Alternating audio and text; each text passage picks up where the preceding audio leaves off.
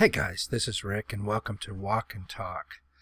I didn't have a walk and talk last week because, well, frankly, I was just pooped. I was tired. I was tired and it was a long week. Stuff is really getting to be,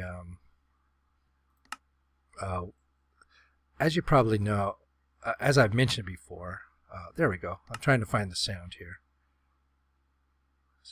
Maybe that. As I mentioned before, I work 6 days a week, and this past week was pretty tough. But yeah, so I didn't get a walk and talk out. But as I mentioned, I'm not sure. Did I install this last time? Did we have this last time? I think we did. Yeah, we did have this last time because I remember I was trying to find the biome, which I've discovered. It says B right there, Cherry Blossom Grove.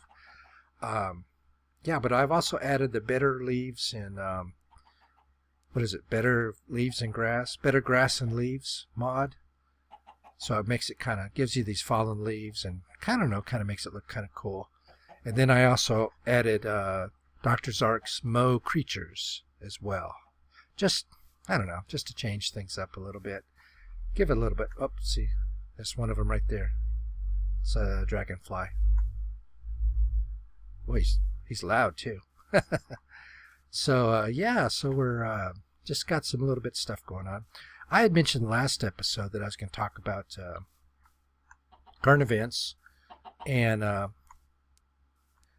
current event, and I do want to talk about current events. There's been a lot of, but specifically I want to talk about global warming because there's been a lot of stuff in the news lately about it, and I find the topic interesting not only from a scientific point of view but from a sociological point of view as well.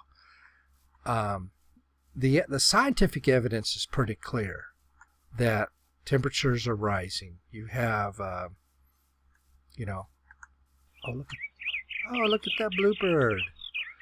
You have Arctic sea ice melting at a increasing rate.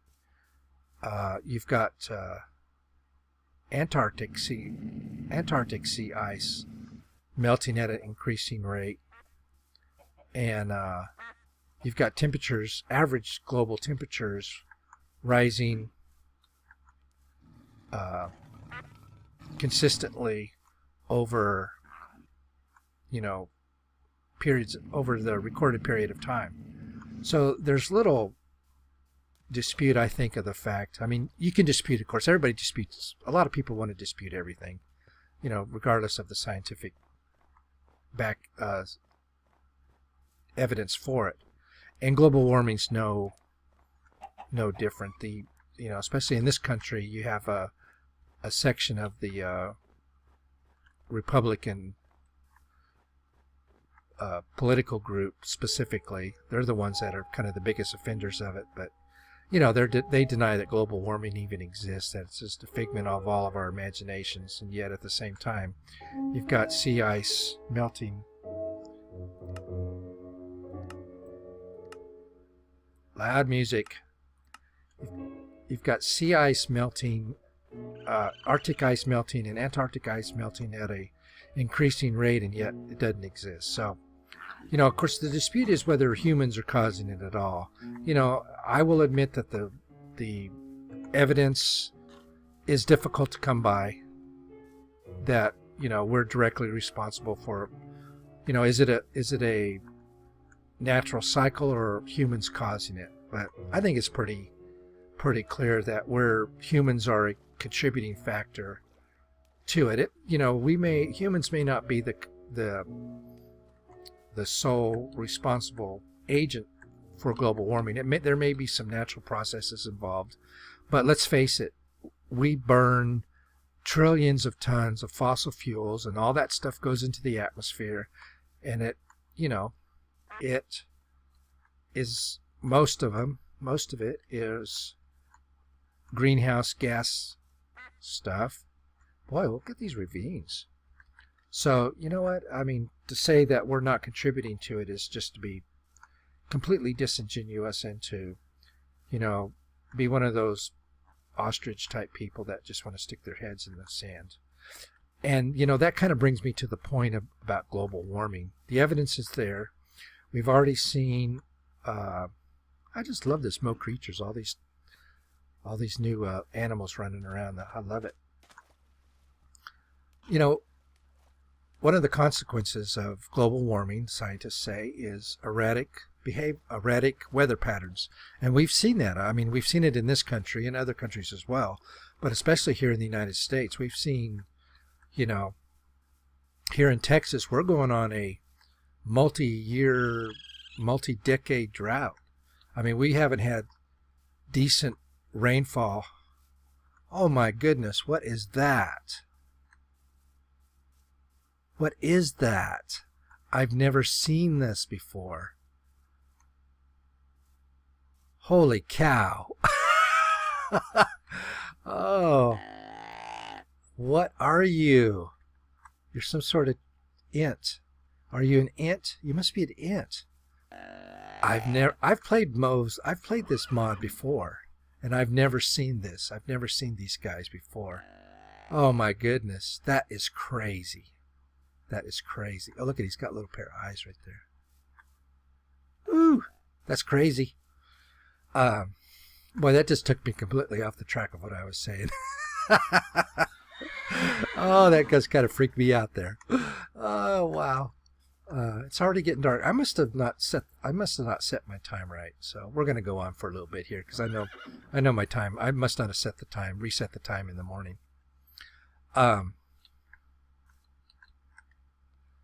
I forgot what I was saying, but let me just continue on. I'll probably, you know, you guys are probably saying, you were saying this, and I can't remember what exactly I was saying. But as far as global warming, we human beings are contributors because we're burning tons and trillions of tons of fossil fuels every day, and all that stuff's going in the atmosphere. All of it's greenhouse gases, and greenhouse gases, let's face it, affect temperature. They do. You know, you get methane, and you get carbon dioxide, and you get all these gases, and they trap heat. And, you know, we've seen it. All you have to do is look at Venus. Venus is a perfect example of a greenhouse gas planet gone completely wild. I mean, the atmosphere is full of greenhouse gases, specifically carbon dioxide and methane, two of the biggest components. And the surface temperature on Venus is something like, you know, 200 degrees Fahrenheit. You know, it's enough to melt metal, you know, and stuff like, you know, it's just crazy. You know, of course, obviously Venus is a different planet, and, you know, that's not the situation here. But regardless of the fact that we're burning fossil fuels, and it's going to affect the climate. To say otherwise is just being completely disingenuous and to be completely self-centered and, you know, totally wrapped up in your own little agenda, which is what this group of Republicans in this country want to do. You know, people like Sarah Palin and all the rest of that ilk, you know, they could care less about what's really happening, you know, whether, you know, they're not really concerned about global warming. To them, this is a way to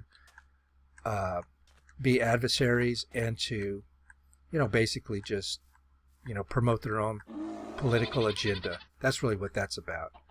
But there's no, you know, these people aren't scientists, and, you know, to say, oh, that's one of those, that's a, what do you call them?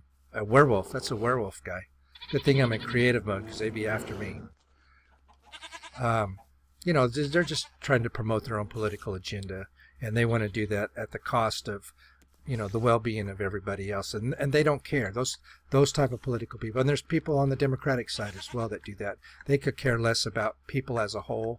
You know, politics is supposed to be, you know, for the people. Nah, it's for yourself, and it's for themselves. Oh, that's nice. But anyways, getting back to global warming, I find it fascinating. Whether you say humans are you know, causing it or not is, at this point in the game, completely irrelevant, because the fact of the matter is that it's happening and it's going to continue to happen. And what does that mean for us as a species? Well, I will tell you, we're in for trouble, folks. We are in for trouble. You know, the UN report that was just published said that in order to make any sort of significant impact on global warming, we're going to have to reduce greenhouse gas emissions by 50% in the next 50 to 100 years. Well, folks, we don't have 50 to 100 years. The Arctic ice shelf is melting the Arctic sea ice is melting at an increasing rate. And see, it's a feedback loop. This whole system is a feedback loop. Once it gets going, it feeds itself. The Arctic ice is actually melting faster than anybody ever suspected. And the reason is because the more it melts, the faster it warms up. And the faster it warms up, the more it melts. So you have a self-perpetuating cycle. And now here, just very recently, in fact, it was just the other day that I was listening to the radio, and they were talking, and NASA has been analyzing there's one of those werewolf guys right there. Oh, that's one of those ogres too. NASA has been analyzing, I think, the Edmondson ice shelf, and they're saying that it has entered into a stage of irreversible melting, that regardless of what we do, it's going to melt. And supposedly now, if I understand what I heard them say correctly, there's enough water in ice form on that shelf that if it fully melts, it would raise sea levels by 3 to 4 feet, not inches, feet. Well, that means, places like Florida, for example, they're going to be underwater. Southern Texas, Manhattan be underwater. New Orleans would be underwater because they're below sea level right now. Just all over. Southern California Baja California would be gone. Southern California would be impacted. The whole coastal region of the United States and other places. Places like that have a lot of low-lying areas like India, for example, they're going to be half underwater. So what is that going to create? And they say this can happen within the next century. Oh, that guy's... he's having trouble there. Something. Oh, that's one of those werewolf guys. Yes, he's a werewolf. Someone was after him. Who was he fighting? Oh, were the spiders after him? I don't know. Oh, be quiet. So, global warming's going to happen. It really doesn't matter what we do, I think, at this point. There's no way that the people are going to cut their fossil fuel emissions by 50% in the next 50 years or even 100 years. The global economy, our economy, not just in this country, not in the United States, but globally, is built on fossil fuels, coal, oil, and gas. Imagine just for a moment if there was no, if for some reason those resources just disappeared. Well, let's see, you would have no shipping, you would have no transportation of any sort, no planes, no ships, nothing. You wouldn't have any plastics because most plastics come from it. I mean, cars, you wouldn't have cars. It would be a global catastrophe. Well, no politician in the world is going to say, hey, we're going to, you can't drive your cars anymore. If they tried that here in the United States, let me tell you, number one, people would say, screw you, I'm going to do it anyways. And if they shut down the gas stations where you couldn't get gas for your car, for example, well, there'd be black market gas stations all popping up all over the place. That's going to happen because we had a thing called prohibition in this country where you couldn't drink, where alcohol was illegal. And you know what? There were more bars after prohibition was initiated than there were before prohibition was initiated. So, that sort of thing just doesn't work. But you'd probably have riots in the street, So it's not going to happen. The global economy couldn't stand for it. So, hold on just a second. Okay, I'm back. My throat was like getting so dry and seizing up on me I couldn't talk. But, the global economy just couldn't survive. It would be absolute catastrophe. But here's the catch-22 situation. We can't, no country in the world is going to tell their people they can't use their cars, and, there's going to be no shipping or plane or any of that kind of stuff, or people heat their homes, most, or electricity in their houses, because most power plants are fired by coal. The number of, oh my goodness, look at that guy. The number of nuclear power plants and solar power plants and all that is a fraction of what is needed in order to supply, people with electricity and heat and all the rest of this stuff. And most of it's driven by coal, oil, or gas. And you get rid of that, and let me tell you something. You're going to have people rioting in the streets. But the other side of the coin is doing nothing, which is what we're going to end up doing as a species, doing absolutely nothing, is going to be just as expensive, and probably even more so in the long run. Natural disasters nowadays cost not millions of dollars, billions of dollars with the B. Multiple billions of dollars now. And that cost, as we go into the future, is only going to get higher. There is going to be, major disputes over resources here in the future. Water, for example. Fresh water is a commodity that we are rapidly losing, not only in this country. And believe me, there are places in this country where water is becoming a real issue. But other parts of the world as well.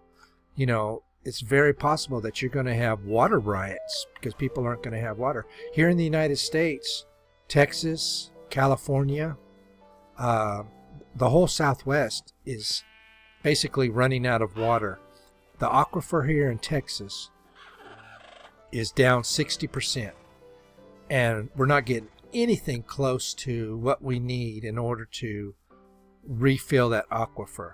So what happens when the aquifer runs dry, which it's going to do? It's going to do it because we're just not getting the rain. The weather patterns are changing. We are in, the desert Southwest in the United States is going to literally be a desert Southwest. It's not going to have water. We don't have desalination plants here in Texas. They've got maybe one or two in California as far as I know, but I don't think that's a widespread thing. So, if you look at satellite pictures of California, it's brown. It used to be nice and green. It's brown now. So we're running out of water. So there's going to be resource troubles in the future. And let me tell you, you're going to have wars and rumors of wars because, people are going to want those resources. And if your neighbor has it, you don't, you're going to go take it. That's just the way it's going to work. That's the way it always worked. Human beings, this is one of those wasteland areas.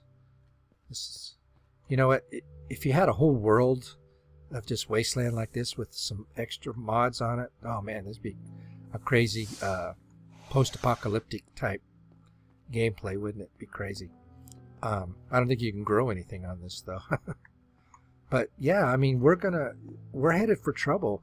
The erratic weather patterns that we're already experiencing in this country and around the world are just going to get worse, and they're going to end up costing these countries billions and billions and billions of dollars. And there comes a point where it's going to be too much, and governments don't want to cut their fossil fuel because it's going to impact the economy. Well, they're just putting off the day of reckoning because it is going to happen. It's coming, it's inevitable, and it's not going to be a pretty sight, believe me. There's going to be a lot of trouble. Now, is that going to be in 50 years or 100 years or 200 years? Who knows?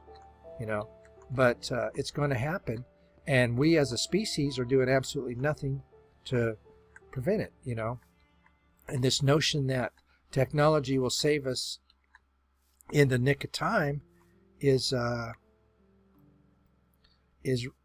foolishness, because it's not going to happen. There are alternative technologies, but you want to talk about costs of implementation.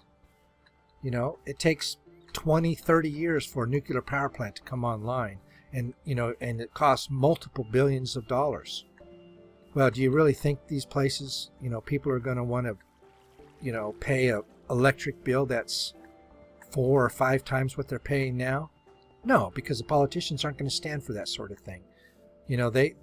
Their constituents would be hollering at them, and they'd say, oh, well, we'll do something else about it.